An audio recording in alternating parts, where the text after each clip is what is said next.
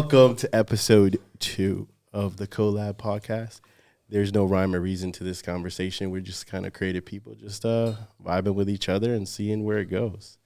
First and foremost, you guys, I don't think I've formally introduced myself to you. My name is Angel.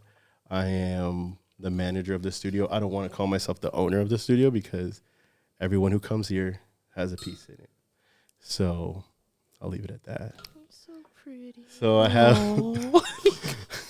Thank you. So I have 2 new guests today for episode 2. I think you still making up your mind, so I'm going to go. Yeah, I can see Ladies his wheels first. turning. Ladies first. I can see his wheels I was turning. going to let you go anyway. Right. No, it's sweet. Go ahead. Thank you for having me. I'm so happy this has basically manifested in such a beautiful last way. I'm really happy we all fuck with each other and we can even do this. So that's dope. But I am Nadia, the creative engineer by degree, but creative by passion. And that's me. Thank you. That's like how I like that, right? That's dope, right? Creative by the degree. You practiced Say that, that right? again. In Say the that mirror? Engineer by degree, creative by passion. Thank you. sounded And like yes, I very- practiced that for Yeah, a while. that sounded very should be on a like t-shirt. red carpet, like ready Love for it. that answer. Love it. Thank you. I'm just Baron. Period. I wear a lot of hats. Some people know me as Da Vinci, formerly known as B to the Dot the Rapper. He's dead. He's in there somewhere. Yeah, he's still very down. He's down. Somebody play a beat and you're Yeah. He comes out. If somebody inspires me, he comes out. But I like to call myself now a digital media strategist. That's a nice one. I like that. Right? I feel like it's accurate. Sounds good. Yeah. But I think it's accurate to the point. Yeah. You know. That's my new title, man. Not founder of anything, owner. Digital media strategist. Because I'm always still trying to figure things out. Mm-hmm. So I don't want to say expert or specialist because it's always changing this digital space. That's very humble of you. That's very true. Strategist. I like it. That's me. I like it. Go off. So now that you guys have introduced yourselves, tell me a little about your background. Like, what do you do? Damn. All right, cool. So, Hold on, I think somebody's knocking. no sweat. I'm interrupted. This is You good. We'll just keep rapping. So I Hopefully it's started, glazed donuts. bro, or like a lemon-filled Krispy Kreme would go hard right now. Sorry, go ahead. So, on this beautiful creative journey, I've lived in Virginia, North Carolina, Maryland, and most recently Detroit. I only recently moved down to the MIA like a couple months ago. Been doing this creative shit since I was like a baby with my first little Barbie Polaroid camera. Wow. So that was a whole vibe. And I've been taking pictures and doing creative shit like ever since. So yeah, that's me. I think. I don't know. I think that's my journey. Fuck if yeah, you go. You add more steps and then I'll add more steps. So my journey. well. Before you go, just so we know, disclaimer in the camera. I know about her already, so just don't. I'm not being rude. I knew a little bit about this. Like we cool. Oh, because you walked out the room. I walked out there because this. I'm not cutting this out. This actually is going to come in the conversation later. Remember the client I told you about? Yeah. That was him. Oh, Aww. pay up. On time. New rate sheet coming. She- So Yesterday's Baron price. McQueen. So I've been in branding for like 20 years before branding was what we know branding is today. So like as a kid, I was always designing logos and painting on clothes and building websites when that was a thing. I just never knew what it was called. And then a guy told me later on, he was like, yo, you know you like a branding specialist. You've been branding for over 20 years, even though you're young as you are. Yeah. And I never knew what branding was. And then I'm like, damn, yeah, I have been doing that long. So I relocated to South Florida in 2013 with a car full of sneakers, a laptop, and a television. And that was it. What else do you need? With no fucking plan on what I was going to do when I got here. I just knew I wasn't going to be in Delaware anymore. And Yeah. so now I own 3 companies. Paramount Design Concepts, that's my interior design company. Real Estate Capture, this is my real estate photography company. The Brand Castle is my branding agency. And now have a podcast, Everyday Game Changers. So it all started with a car full of sneakers inside the Kia Optima that I still have to this day, and I fucking love that car. I'm gonna ride that car until it just kicks me out. Breaks. I'm not. It's paid off. I love it. I just hit 100,000 miles, bro. Damn. I bought it in 2012. Damn. Ran out, yeah. Still kicking. Shout out to Kia. All right, shout out to them. Shit. Shout out to Kia. Yes. That's dope. So thank you for walking me through your background. But I want to tell people how we met. I feel like that's a good story. We met on the good old IG. The gram of Insta. All three of us Yeah. Yeah. in different phases. Crazy. You would think this would be like our 10th podcast episode. Right? Low key. Of how like-minded we are. It flows So to anybody who's thinking of reaching out to actually collaborate with people, anybody. Just do it. the If you feel it. Yeah, the DMs be open. Like it's nobody's, I don't think, that unapproachable. Maybe some people aren't. Unless you're creepy. Yeah. Don't be creepy. And then, you should get Right. better results. But, But there's an etiquette to DMing somebody, right? I get a lot of DMs that say, hey. Nothing behind it. What the hell do I do with hey? Like, how can I reply back for you? Right. So that's a class in itself. Like, how do you respectfully get your question answered? Because you're hitting them up for something, whether it's collaboration, you might got some bread for them, you might need a service, whatever the case may be. It's an etiquette to getting in a DM, right? He got in my DM. He was talking about collaboration. Hold on. I'm gonna. I feel like I want to go. You want to read it? I want to see. like, what did I Like, say? I want to give myself feedback now that you said that. I want to see if I said hey. Nah, you definitely didn't say hey, because that Right? Because then we would have You would have been left on red. hey would have been like, hey. Hey. What grown man saying hey to me? Right. Right. And what you want. And why you just stop there. That's like, I don't like grown men that text K. You can't. I don't like As a- K You at can't all. text K to Like me. just as a response, like Yeah. No, you put the O in You front need of it a- when you talking to You me. need Like, an okay. okay. You need Yeah. a KK.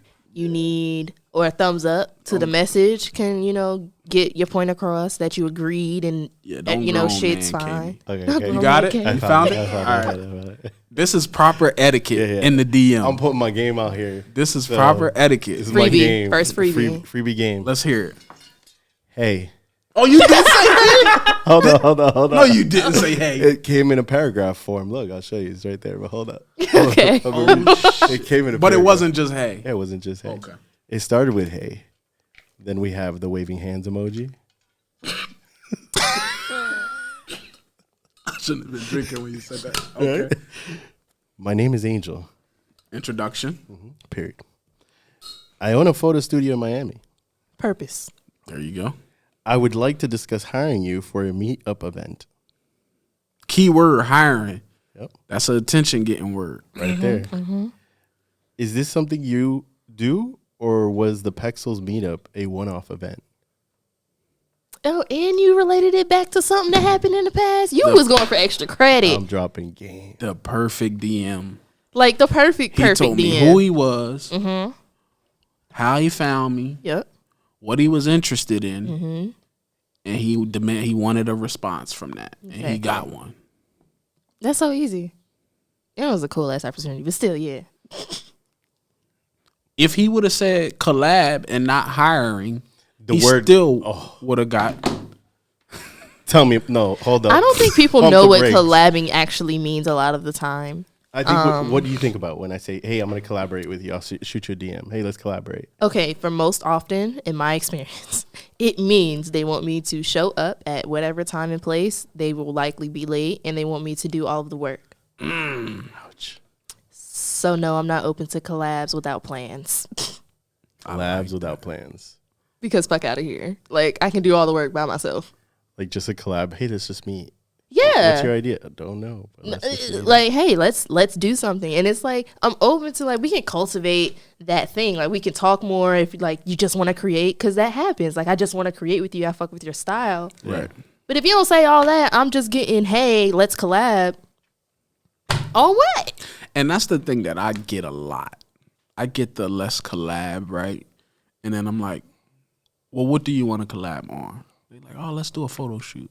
Okay. About what? We can So take I'm like, pictures about of what? anything. Yeah. So I'm like, about what? Then they put it on me The and say, pressure's now on you. give me some ideas of something you would want to shoot. Whoa, first of all, you reached out to me for the collab. I didn't want to shoot. I'm already working. So now I'm got to do work, and it don't feel like a collab no more. It feels like I'm putting mood boards together, and I'm doing all of this, and you just showing up. So where was the collaboration? Right. No, 100%. You know, as I've been having that same conversation with different people, that right there is where I've come to the middle, the fork in the road. Yeah. You're a professional. You're busting your butt. You're hustling.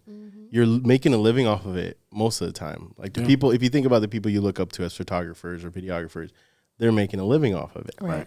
And then you know, I'm thinking back to my 18-year-old self, 19-year-old self, where I'm like, I don't have any idea. And then I hit you up. Now I'm being a burden to you. Facts. As opposed to me saying, hey, y'all, carry your bag. I'll be a grip, or I'll do gaffer tape. Like I'm coming to you with something that I already know. I'm going to add value. And then hopefully by me adding value, I get value in return. Right. It's an exchange. It's an exchange. But I think it's so hard to articulate that. And sometimes you just leave it up to the professional, the guy you look up to. Let me ask you something. So like when I came out here in Miami, for me, I wanted experience, right? I wanted experience like being on bigger sets from like, let's say from like a filmmaking standpoint, right? I've probably reached out to every filmmaker in South Florida, right? Like, yo, if you need me to just roll up the extension cords, Just want to be there. to change the batteries, Yeah. I just want to be involved and learn, right? Yeah, man, we'll make something happen. Never hear from them. Yeah. I can't tell you how many people I reached out to. Nothing ever came of it. Never got a call sheet. Never got a hey, I need a PA. I need somebody to keep the water cool. Like Right. nothing. Like, go get y'all tell me Starbucks. something, right? Yeah, and But you know what? I think it's the lack of stepping outside of your lane. Like as a photographer, you specialize in real estate or you specialize in fashion or whatever. You get so focused in that lane that you don't know about project management. right. You don't even know about client retention. Like you need services like Booksy or something to help you. Right. Right. And I just think that when you get so far down that road, anyone that asks you to step outside that lane or figure out something or troubleshoot or problem solve, and you're not used to doing it, you're like, I don't want to do that. Yeah. I paid my fucking dues. I make $100,000 a fucking, you know, when I go on set. Yeah. Why do I need to tell you what to do? You know what the funny part is? Once you're in the industry, you know where the resources are. Yeah. So once I got in, I understood there was associations. Yeah. Did you know there's a Gaffers Association in Florida No. that you could hit up and get on any project, any movie set you want? Like right now. Nah, I had no idea.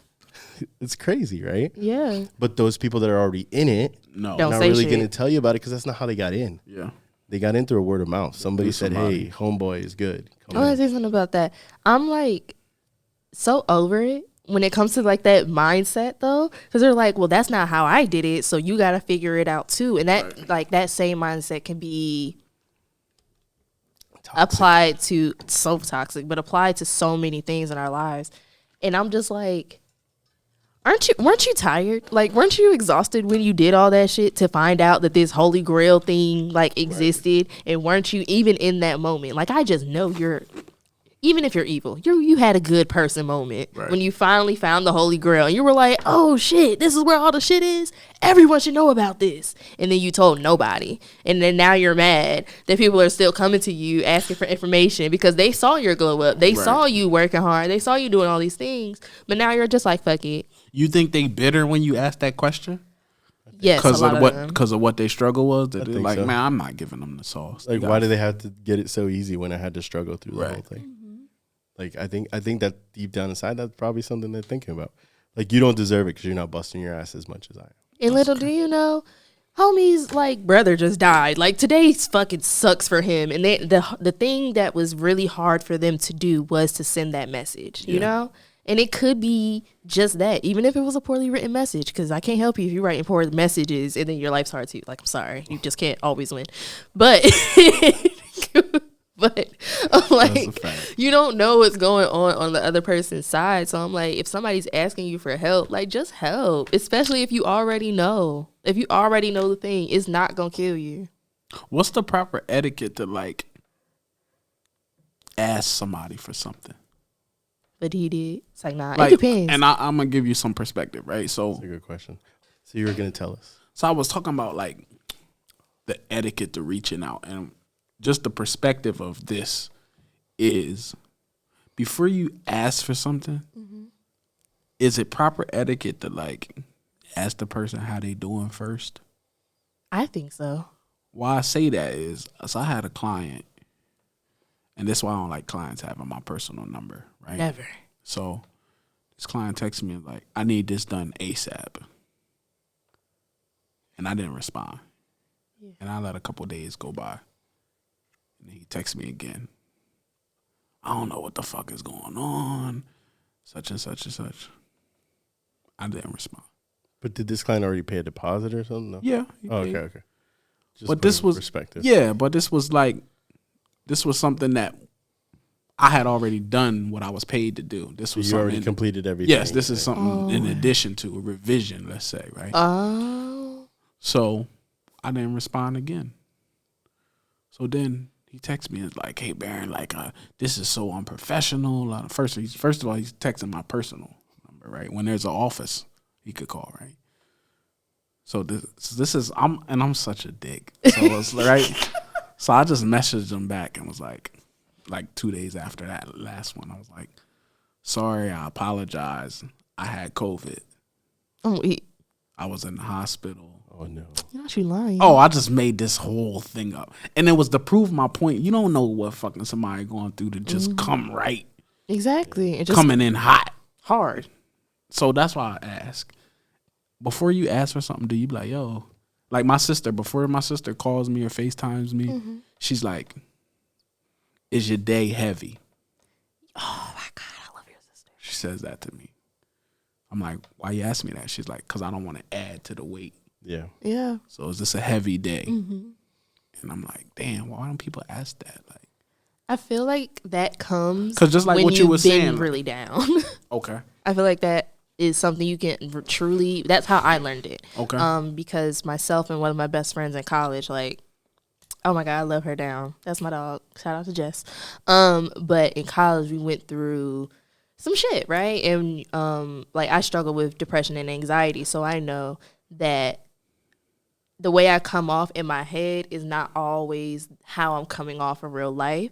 So for her, and even like if I'm venting or anything, I'm like, hey girl, I want to see how you're doing because I got some fucked up shit I really need to talk about. But if you can't handle it, I can call somebody else. We can do whatever. Big that you do that. We can that's we the can do etiquette something. that I'm because it just shows that you care, and it's not that you care any less about yourself. It's really like you care about everybody involved. You're not just so consumed and give a fuck about what you want at that time. Right. Because it's more than you. Life is just more than you. That's my point of. I think it's tricky to come off genuinely and do that. You know what I mean? That's Like a if good you don't point. know the person Right. and you want to be able to do that, to share, hey, how are you doing? Yeah. Genuinely, it's hard. That's why, like, I feel like the way I had to evolve the way I structured those DMs because I was the hey guy. Like, I mean, but shout out to growth. Yeah. but it is what it is, and it's to my point of the fact that I always say you have to fail fast, and people are so afraid for me saying the word fail. It's like, bro, I don't want to fail at what I do. Right. Like, I want to at least be somewhat successful. But what you don't realize is that through that failure, you're going to get to where you got to go. Right. But you have to go through the motions. You have to go and, like, set up a studio and not have a sales plan and figure out how you're going to pay the rent. And then all of a sudden change it up. Yeah. Right? And not listen. Change it again. And change it again, right? Because tomorrow could change again. But, like, there's so much noise out there and people telling you, like, hey, this is the way to do it. This is how you have to do it, you know? And as far as the etiquette is concerned, yeah, like, you still have to approach someone and say, hi, how you doing? I think there's a way to do it when it's new, where you can kind of layer the questions. Right. Give an opportunity. That's why I threw so much at you when I said in the DM, because I wanted to give you an opportunity to think and reply back. Not to say, hey, I need you to answer right now. So if I said, hey, how are you doing? It's almost like I'm forcing you out of your day to tell me how you're doing. as opposed to me just saying, hey, this is my You put intention. it all up, so I ain't have to do 15 different just to get to the point. This is my intention. This is what I want, because it's so hard for people to articulate what they want. Right. Ask anyone that's struggling or complaining about where they are. What do you want? That's me. I'm reading myself, but it's fine. Struck a nerve. What do you want? She's like, fuck, Just too much fucking pressure. Stop. But most people can't tell you. Yeah. They can't tell you what they want. They don't know. And I think that also comes back to collaboration. And when people try to get help from someone, they can't tell them what they want. I had a guy reach out to me, and he was so honest that I just felt like I had to give him free game. And he was just like, I don't know how I can be of value. I just want to be around you to learn. Mm-hmm. That's hard for a grown man to say to another grown man. Yeah. And after he said that to me, I didn't have a problem telling him anything, bro. I just stuff I just charge for to people. Like, I just gave him everything for like an hour on a phone call. Nice. And I'm like, $150 is a consultation call. Like, big purr, okay? Charge for consultations. That works. Does. But it's funny because I was actually going to say that a lot of the times when I'm nervous about meeting someone, and I actually do start with, hey, how are you? And even if they do come back with like a dry response, like, I'm good, what's up, whatever, I try to just be a little bit more vulnerable with my response to, because like a nice person typically is at least going to hit you back with the I'm good, comma, you. yeah. So I'm going to be like, well, girl, today was hard, but fuck, like, here I am. We're really trying to push through. But anyways, this is what I'm trying to get to. So now you have a bit more just context of who I am as a person, how I talk, and how I'm actually doing. And I'm not trying to just be another random person to you. Yeah. Or I'm not just trying to be another person that doesn't give a fuck about you as a person. Yeah. Or like the humanness of it. It's really important to me. It's a big deal. Mm-hmm.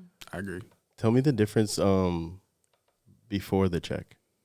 Like I know that you just talked about, like, you can't just say it like that. You got to give perspective, right? No, it's this color. All right. It's just the check. It's just the check. So, like, I just recently got verified on Instagram, like, a week ago? Yeah. About a week ago. So for everybody that's been submitting y'all Instagrams to Instagram, I've been declined plenty of times, trust me. How many times?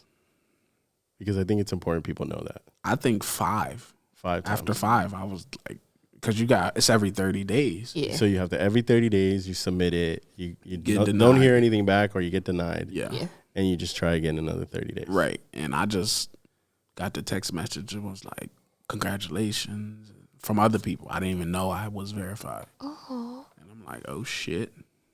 That's what's happening. Yeah, that's what's up. But the I'm not stupid. I'm not stupid to the point that I don't know what the check means to other people. Yeah, like what it represents. It don't mean shit to me. I didn't wake up with $1 million when the check was there. Like, that would have been nice. It was just a check, right? Like, did your name change or anything? No, it was just a check, right? But it was like, some people respect that check, that it's like, I'm not stupid that I'm not going to leverage having it. But it's very weird to see the response. Okay, weird like how? Like, you see my emails just randomly today, like, from people that I probably wouldn't normally have access to, reaching out to me, little old me, for stuff now. Because you got a nice check. Because it's a check involved. Yeah. And I'm just like, what the fuck is it about this blue check? What does it do to people? It leads you to more checks, apparently. Done correctly, though, because I know a bunch of broke people with the check. Yeah. Well, damn. There's ways to cheat the system. A lot of broke people with the check. I'm not going to name y'all. Y'all need to get it together. And it's Friday, so some of y'all send me back that money I let y'all borrow. Because it's the first, too. Like, you should pay up today. To my Cash App. And send the whole thing. No partials. So I don't like this. I'm glad this is we move. If you've been sending me Cash App because you owe me money, don't send me $1 trial. Have you been having this? No. So somebody will say, hey, I just sent $1. Make sure it's working. To make sure it works. I do that to my friends all the time with Zelle. Really? Yeah. Yeah, just to mess with them. but to mess with them.